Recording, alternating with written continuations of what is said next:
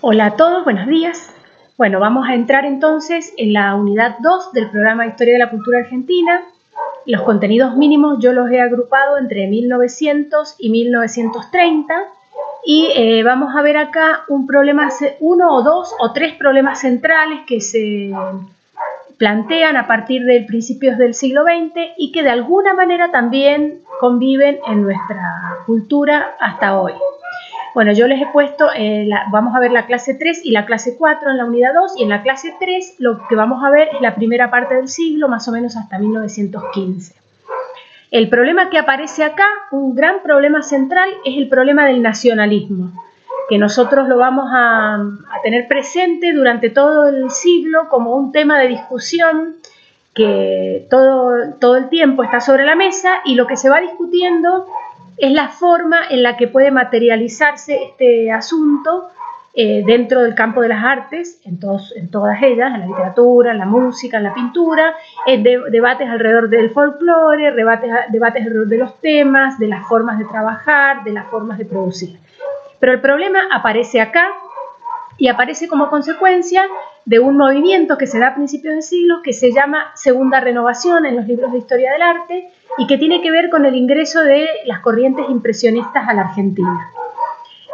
Estos artistas que nosotros vamos a estudiar, que son Malarro y Bruguetti, son también dos artistas que viajan a estudiar a Europa y que, si bien también estudian en las academias y con algunos profesores oficiales, empiezan a interesarse por cuestiones que tienen que ver con el arte moderno y con la manera moderna de mirar el arte. Tal es el caso, por ejemplo, de Malarro, que además de lo que propone en su pintura, va a ser una figura que se va a preocupar mucho por la educación artística y que ya va a plantear esta idea de no enseñarles arte a los niños, sino que dejar que los niños se expresen y empezar a enseñar, por ejemplo, recién en el secundario. Esta puesta en valor de la expresión infantil tiene mucho que ver con el movimiento del arte moderno de Europa. Y lo que deja ver es también un poco cómo los artistas, además de su práctica, siempre van incorporando sus preocupaciones, sus discursos, sus ideas, que es lo que a nosotros nos interesa porque estamos estudiando historia de la cultura. Bueno, nosotros vamos a tener la irrupción del impresionismo en la Argentina a partir del principio del siglo. Yo les he puesto dos fechas para que ustedes tengan de referencia, que son 1901 y 1902, la exposición de Bruguetti y la exposición de Malarro en la Galería Whitcomb, que ya se las había mencionado en la clase anterior, y que va a tener mucho protagonismo en la irrupción de estas nuevas corrientes renovadoras en la cultura argentina. Bueno, estas dos exposiciones suceden a principios de siglo y lo que hacen es plantear una pintura que ha incorporado la pincelada, el uso del color y la luz del impresionismo, pero lo más radical y lo más interesante que propone esta pintura, estos dos artistas y esta renovación que traen, es que en la pintura no va a ser tan importante el tema, aquello que pintamos, sino la forma en que lo pintamos. Entonces ellos se van a desentender de alguna manera del problema de la representación o del relato narrativo de la obra para concentrarse en incorporar las renovaciones ligadas al lenguaje. Esto es muy importante porque esto también tiene una presencia durante todo el siglo XX, que la vamos a ir viendo en distintos momentos. Aparecen estos artistas entonces con esta propuesta, una pintura muy ligada al impresionismo, que lo habrán visto en Historia del Arte o algo, si no lo han visto porque el impresionismo es una cosa muy conocida, en donde lo importante es el manejo del color, de la luz y de la pincelada. Hay una especie de distanciamiento de la pintura más tradicional en ese sentido. Pero el nudo del asunto que nos interesa a nosotros es que son artistas que plantean una pintura sin tema narrativo. El tema es el lenguaje, hay una consustanciación entre el tema y el lenguaje. El propósito de la obra es el lenguaje. Y esta idea de renovación, que en el caso de Malarro se va a notar especialmente, que se expande también a otras cuestiones que tienen que ver con la escena. Por ejemplo, ¿qué enseñamos? ¿Cómo enseñamos arte? Él va a ser un gran militante. Nosotros en Mendoza tenemos un personaje que va a cumplir un poco también este papel, que es Vicente Laíde Estrella, que va a trabajar mucho sobre la idea de la educación artística. Vicente Laíde Estrella empieza a plantear este tema de la necesidad de que haya educación artística en los colegios, tiene algunas algunas situaciones que funcionan bien, que plantea él, algunas escuelas, ensayos, talleres, que después tienen problemas, porque si hay desnudos, porque si iban mujeres, ¿no? Se junta todo ese debate, pero la Ira Estrella va a ser un gran defensor de esta educación y su disputa va a terminar en la creación, en la década del 30, en Mendoza, de una escuela que se llama la Escuela Dominical de Dibujo y Pintura al Aire Libre, que funcionaba en el Parque General San Martín, y que era una escuela parasistemática. La idea es que los chicos iban al parque a pintar el paisaje y se utilizaba esa situación para enseñar técnicas de pintura, de color, modernas, ligadas también al uso arbitrario del color, a cosas más expresivas, a la observación de la naturaleza, ¿no? Todo este fenómeno que aporta el impresionismo. Entonces nos vamos a acordar que además de Malarro en Buenos Aires, nosotros tenemos a la figura de la Ira Estrella acá, solo que es un poco tardío, ¿no? Esto va a llegar como en la década del 20, 30, acuérdense que hablamos de este fenómeno de las sincronías temporales que se van produciendo en momentos diferentes a medida que los fenómenos van llegando. Bueno, yo les puse estas dos exposiciones como referencia, que son estos dos artistas, y les he puesto un par de obras de uno y otro para que tengan de referencia, después ustedes los miran.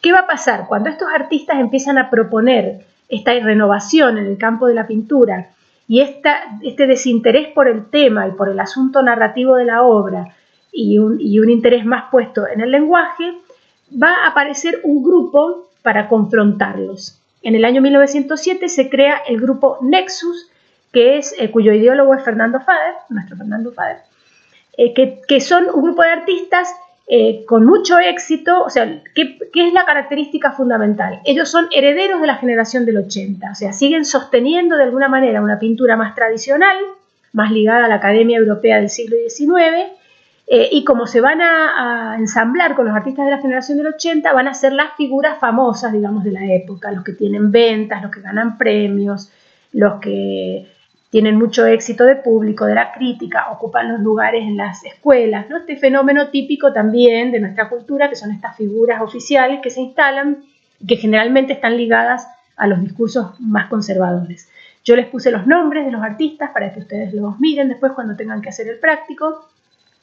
¿Y cuál va a ser el planteo medular del grupo Nexus? Ellos van a ser al revés de Malarro y Brughetti.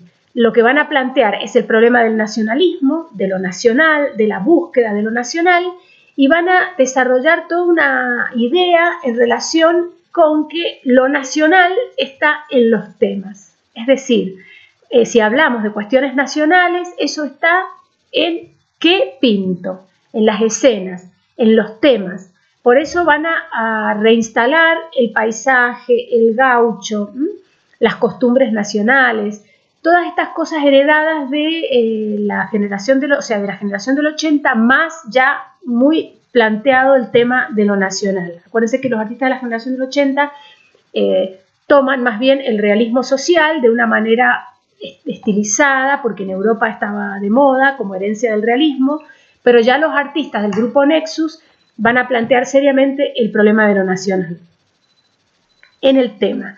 Acá yo les puse dos imágenes, una de Fernando Fader y una de Bernaldo de Quirós, que son las dos figuras principales, donde se nota todavía presente en el siglo XX ya el asunto de las costumbres argentinas y de la temática gauchesca. Siempre se va a ligar en este periodo lo nacional al gaucho, a la pampa, a lo rural. Es importante que tengan eso en cuenta porque va a aparecer otro grupo después, que lo vamos a ver en la clase que viene, que de alguna manera va a plantear este problema desde otra perspectiva.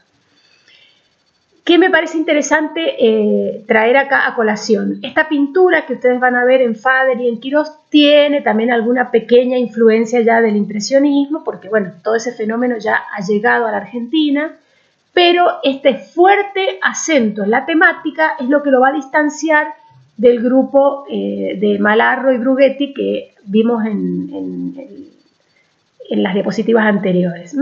Malarro y Brughetti planteando que el tema no es importante, que el tema es el soporte del lenguaje y el interés puesto en la experimentación y en el lenguaje, y Fader y Quirós hablando de el tema como el nudo de la pintura y ese tema ligado a lo nacional en este caso a lo rural.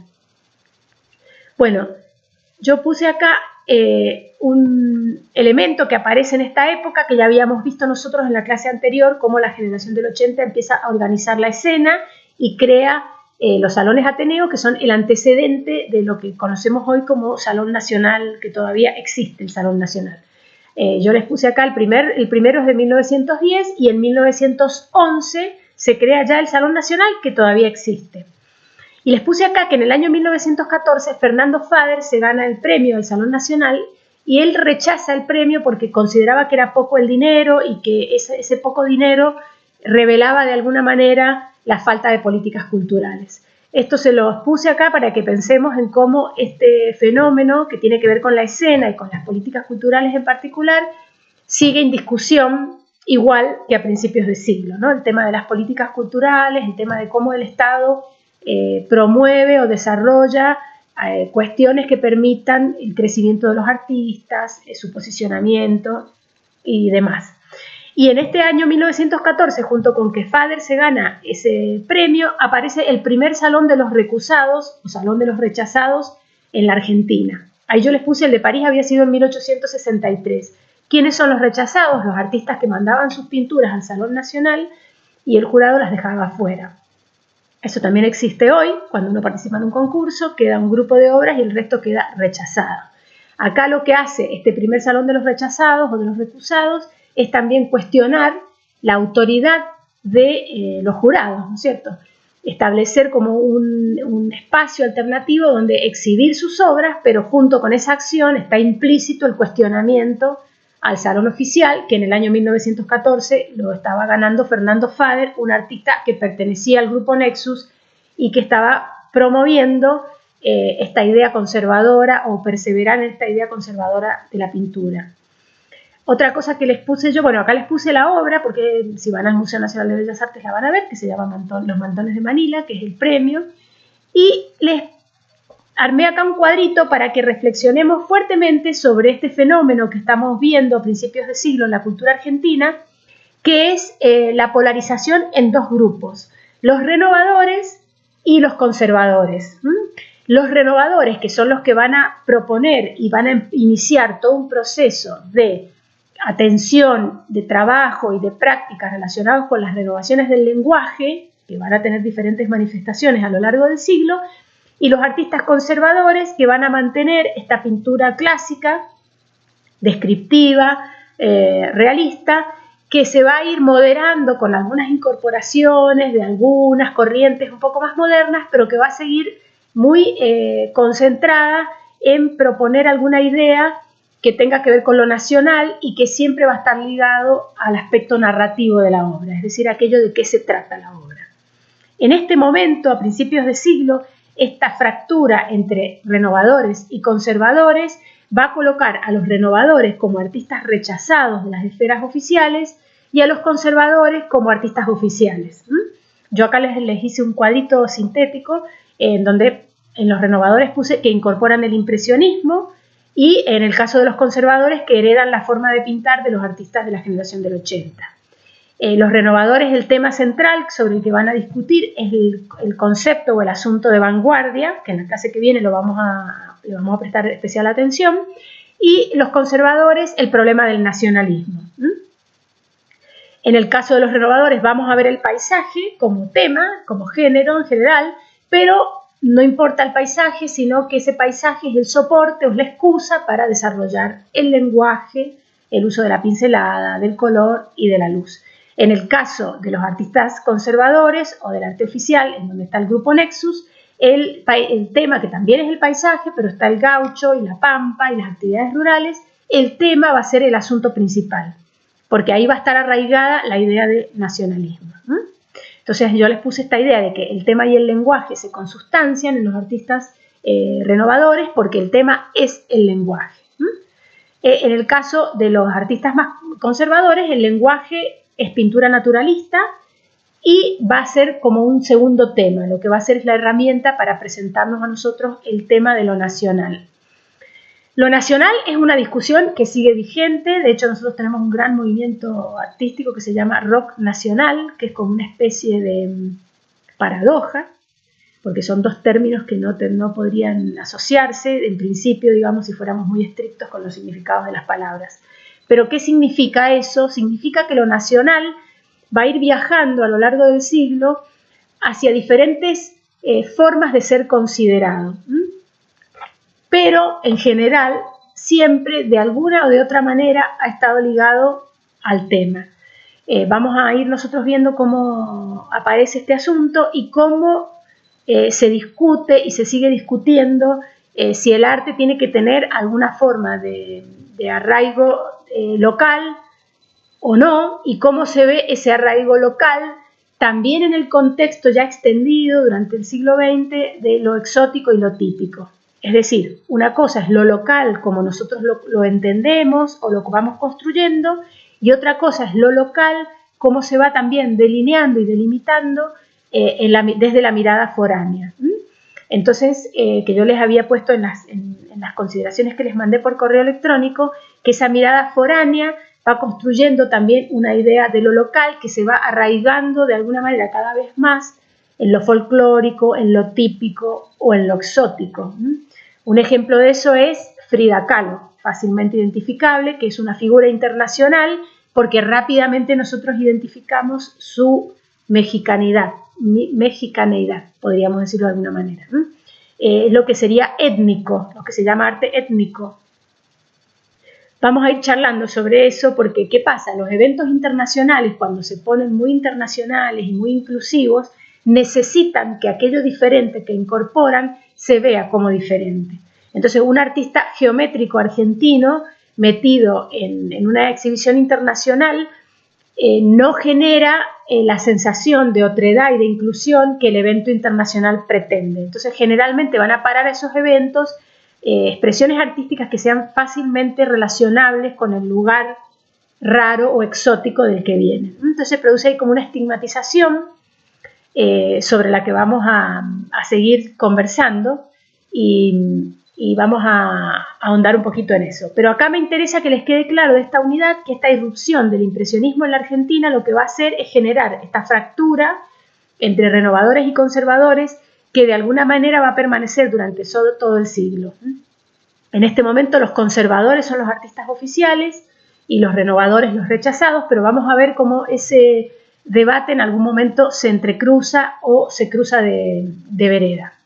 Esa discusión sigue hoy dando vueltas por todos lados. Nosotros escuchamos en internet videos donde se cuestiona el arte contemporáneo, donde se habla que los artistas no saben pintar, que los artistas hacen arte contemporáneo porque ya no saben, porque no saben qué hacer, porque no conocen las técnicas. Esa discusión tiene que ver con esta raíz, ¿no es cierto? ¿En qué lugar se para uno cuando piensa el arte? Si va a seguir pensando por el resto de los tiempos que el arte es el arte clásico, por supuesto todo lo que suceda nos va a sonar a sanata. Vamos a tratar de que eso no pase, que aprendamos que hay otras formas de expresión y que el arte clásico en realidad es la herencia de la colonización. Otra palabra que vamos a introducir en esta unidad, porque esta idea de la irrupción del impresionismo en el año 1900 nos pone claramente frente a este problema, problema digo desde el punto de vista teórico, que es lo que se llama el anacronismo. ¿Qué es el anacronismo? Es cuando algo sucede fuera de tiempo. Pues podemos decir anacrónico, podemos decir extemporáneo. ¿Qué quiere decir esto? Que las corrientes renovadoras van a ir llegando a la Argentina desde Europa con un letargo de entre 35, 30 y 25 años, y eso hace que los fenómenos sean siempre tardíos. Yo acá les puse una obra de Monet del año 1874 y una obra de Malarro del año 1911. Esa diferencia temporal se va a mantener, ¿no es cierto? Llega esta renovación a la Argentina con este letargo de tiempo. El anacronismo es un problema que es muy importante en todo el contexto del arte moderno, porque el arte moderno lo que busca es la innovación y la originalidad. Si yo innovo 30 años después, estoy haciendo tardíamente y a destiempo el proceso cultural que promueve el modernismo. Entonces, eso va a hacer que el modernismo no le va a dar bolilla a ninguna de las cosas que sucedan fuera del centro, fuera de Francia, porque va a considerar que todo es tardío y que en realidad es como una copia tardía y mal hecha de un proceso que se da a destiempo. Entonces acá aparece un poco el problema del tiempo y eso solo lo vuelve manierista a Malarro, digamos, porque hace un impresionismo manierista. ¿Por qué es manierista? Porque lo hace tardíamente. Ya no tiene sentido, ya no es innovador, entonces pierde el carácter programático de la innovación al suceder fuera de tiempo y eso, además de anacrónico, lo vuelve manierista. Y además es como una especie de copia, ¿no? Que ya vamos a estudiar después, más adelante, el concepto de apropiación para reposicionar esta idea de la copia. Yo les puse esto para que vayamos pensando en este tema del anacronismo, de lo que yo incorporo como novedad, que lo traigo de afuera, que lo traigo a destiempo y que lo estilizo, que pierde la idea original de ser una ruptura. Y por otro lado, el problema de valoración crítica en la historia universal que van a tener todos los movimientos periféricos que van a ir incorporando las renovaciones, porque en todos lados se va a dar de forma tardía. Entonces, nada de eso va a ser considerado arte moderno porque va a suceder fuera de tiempo. Esto, vamos a seguir pensando un poquito esto. Yo les puse acá ejemplos para que ustedes puedan confrontar.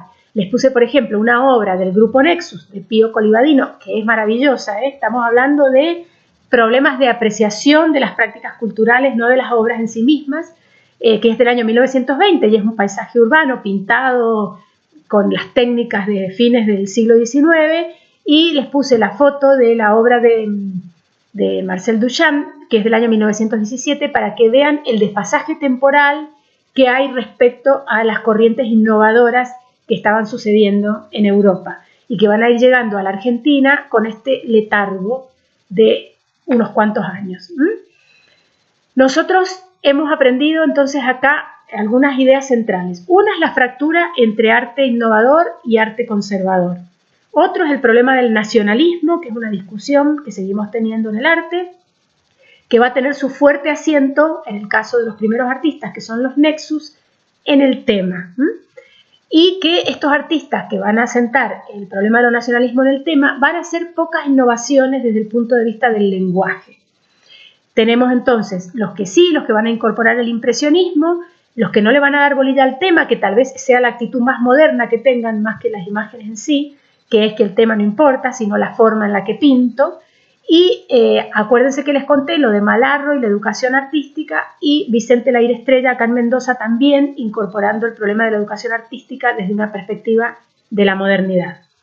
La otra conclusión que vamos a dejar abierta también es esta idea del anacronismo, de las cosas que suceden fuera de tiempo, y en el caso de que haya una incorporación, en este caso tenemos anacronismo puro, ¿no es cierto? Tenemos a los Nexus haciendo un arte tradicional y ya tenemos la Fontaine de Duchamp planteando una ruptura respecto de la pintura tradicional. Y en el caso de Malarro y de Monet vimos la incorporación del impresionismo en Malarro, pero vemos que ese anacronismo hace que lo que hace Malarro se pueda llamar un manierismo del impresionismo. Espero no estar confundiendo con todo eso. Bueno, esa era la idea de la unidad. ¿Qué vamos a retomar de estos temas que planteamos acá en la primera clase? La palabra vanguardia, que la vamos a desarrollar en la clase 4, que yo se las voy a mandar rápidamente para que el miércoles tengamos una reunión y discutamos un poco los conceptos aprendidos. La palabra vanguardia vamos a retomarla y vamos a seguir pensando en este problema de lo nacional, de la innovación, de lo manierista, de lo anacrónico y de la colonización, que es como el tema que de alguna manera va a hilar toda la unidad.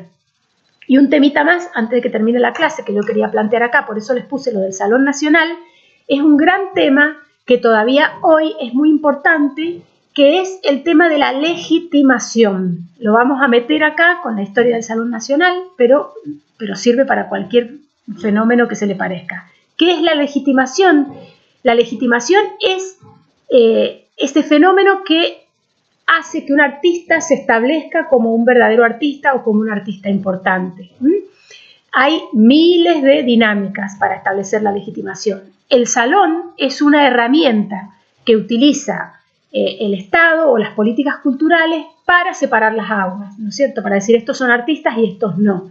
Es una herramienta de legitimación estética y política. Esta herramienta de legitimación, que es el Salón Nacional, que nosotros vimos acá, que aparece desacreditado y ya cuestionado, por un lado por Faber, que le parece poca plata, y por otro lado por los artistas rechazados, que cuestionan al jurado, ese fenómeno va a estar presente también en toda nuestra cultura y genera también como una especie de esquizofrenia en la cabeza de los artistas entre cuestiono el mecanismo de legitimación, pero festejo si me gano el premio. Esa esquizofrenia es un tema muy interesante, sobre el que yo he leído mucho, espero que les interese a ustedes también, porque es como una especie de paradoja de la que no se sale nunca y que tiene que ver con las relaciones con el poder, ¿no es cierto?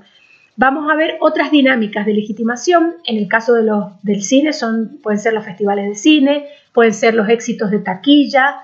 Hay muchas maneras de testear el éxito de una obra, y todas esas maneras de testear tienen que ver con herramientas de legitimación que hacen que se puedan dividir esas aguas entre quienes son artistas y quienes no, como si eso fuera necesario, pero es como una inquietud que siempre está presente, y además porque de alguna manera influye en la carrera profesional de los artistas. O sea, no es una herramienta ingenua, sino que impacta en la carrera profesional de los artistas. Pero sí hay que estar atento y saber que estos sistemas de legitimación siempre tienen un perfil. En el caso del Salón Nacional, tiene un perfil conservador durante mucho tiempo, y tal vez todavía hoy lo tenga. Lo que hay que deconstruir es cuáles son las pautas implícitas que están desde las bases del salón hasta las historias de las obras que se premian. Y además el Salón Nacional, como todos los salones, como el Salón Vendimia nuestro y como muchos de estos premios, como el premio de literatura que hace la Municipalidad de Mendoza y demás, pero en el caso del Salón Nacional es una herramienta que usa el Museo Nacional de Bellas Artes para armar su colección, porque los premios son adquisiciones. Entonces la colección que tiene el Salón hoy, gran parte de esas obras han sido adquiridas mediante el sistema de premios, con lo cual el proceso de legitimación es bastante fuerte. Entonces vamos a pensar también durante todo el año el tema de la legitimación, que es otra cuestión de la escena y que de manera lateral se mete en el campo del arte. Bueno, ahí les dejo esas palabras para pensar. Les voy a preparar la clase que sigue, que es la irrupción de las vanguardias propiamente dichas en la Argentina, y sobre eso vamos a hacer un trabajo. Espero que sigamos bien y que disfruten las clases.